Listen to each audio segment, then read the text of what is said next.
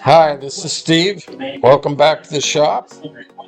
We're going to go through the process of building a vase out of some sycamore, a ghost blue resin, and then a little insert, multicolored, multi-shaped, just to add some character to the piece.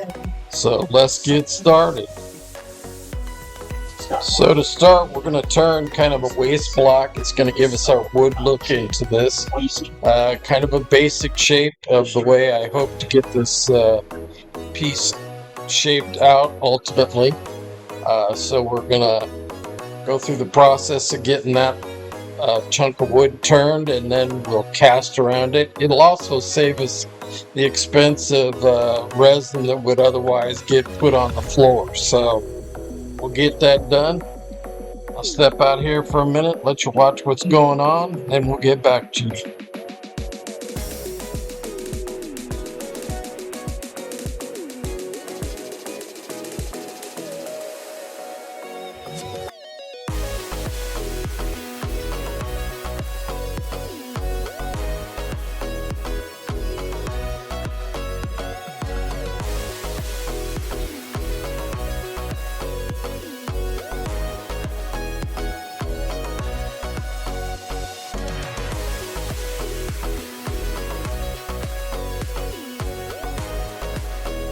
Okay, we're going to get this in the mold, get everything in position.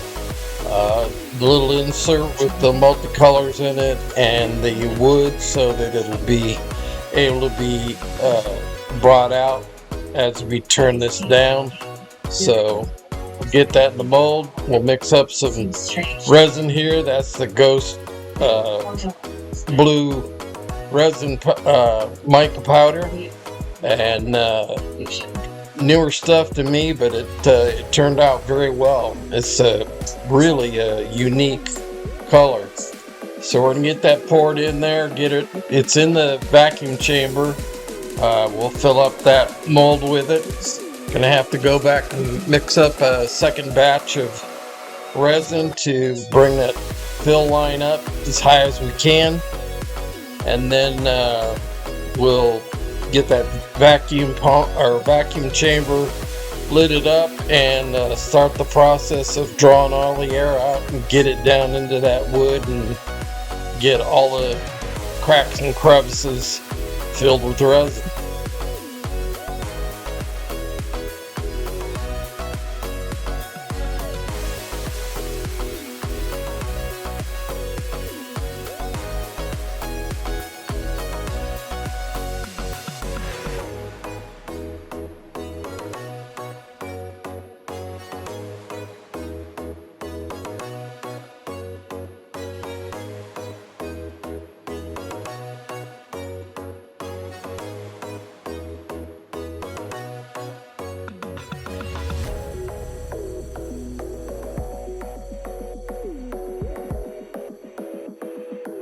First part of the vacuum chamber process is to get all the air out that you introduced into the resin with your mechanical mixer.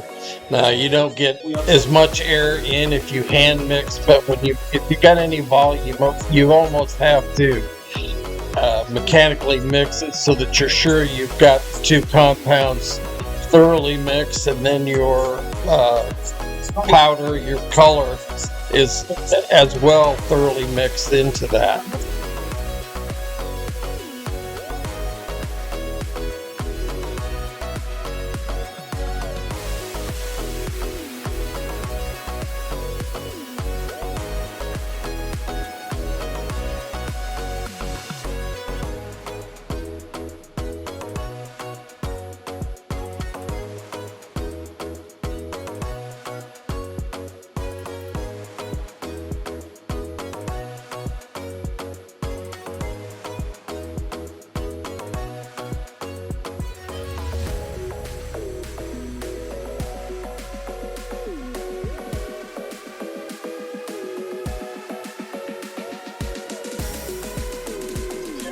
Okay, after we get the vacuum process done, we're going to put it in that pressure pot. And here we've been in there for 72 hours. and we're going to pull it out of the pressure pot and get the project out of the mold. Gives me a little bit of trouble here in that I had a little bit of spillover and it hung on to the bottom of the pressure pot, so I had to try to get it to loosen up in the pressure pot because I didn't want to bust. But you put enough impact enough times that a lot of times a little bit of resin that's sticking will let go. You'll see that here when I start pounding that screwdriver down along the sides to get air in there to get it to release, and all of a sudden it comes loose right there. So then the rest of the process is get the mold released from the project and get it out and get some centers on it and get it on the lathe and get to where we want to go.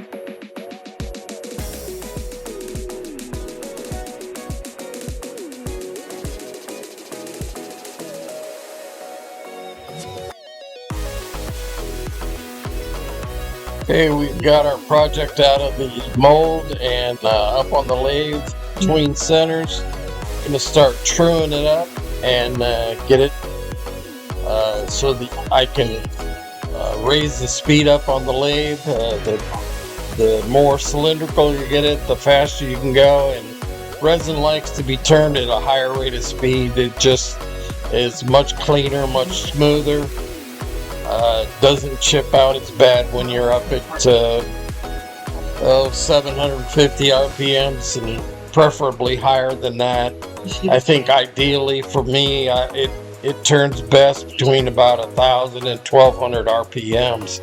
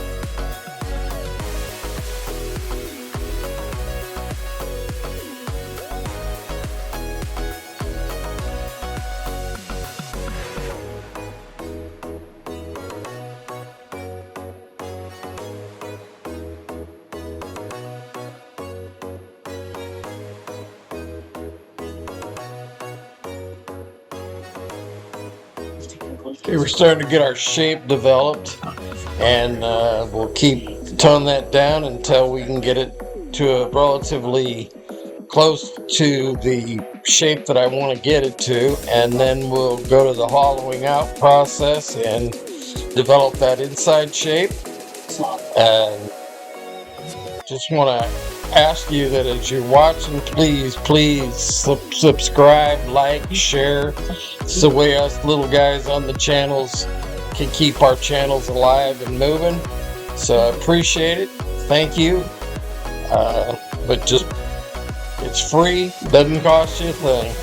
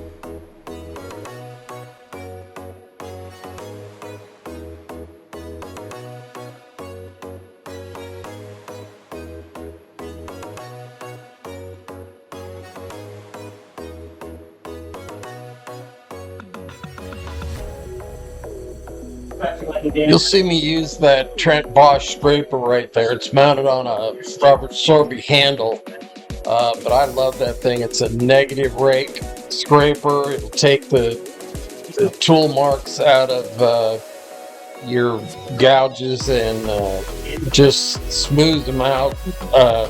So nice. It gets rid of all those little hills and valleys. Love the tool. It's a great tool. Would recommend it to anybody.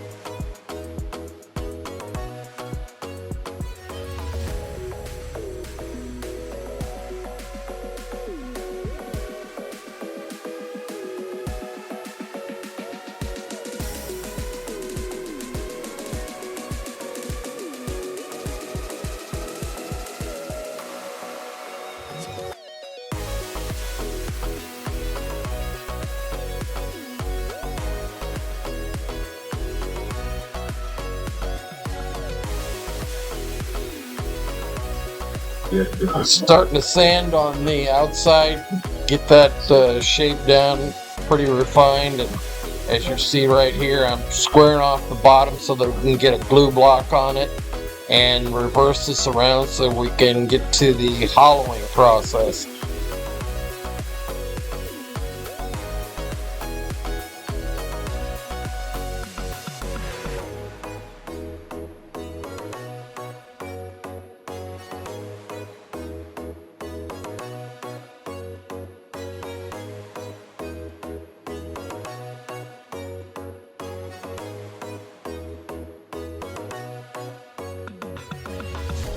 So to start the hollowing process, we're going to drill the center out. I start out about ½ inch, and we'll graduate up and get that to ultimately I have a 3-inch Forstner bit that I use a lot.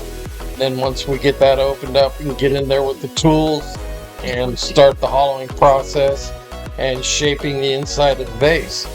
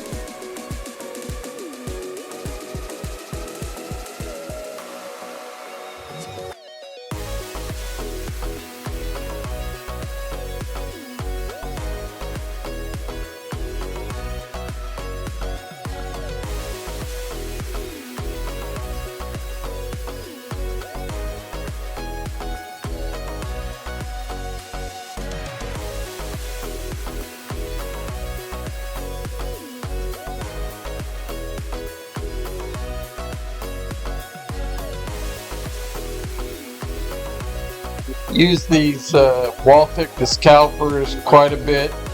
Keeps you from blowing through the side or making a fatal mistake on your project, but you just can't use those too much. Just know where you're at, know how much wall thickness you're at, up and down the length of the vase.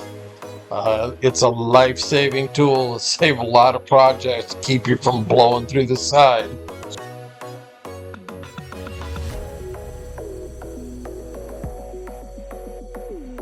I use a vacuum chuck here to hold the vase so that it can be sanded, get the finished sanding done on it.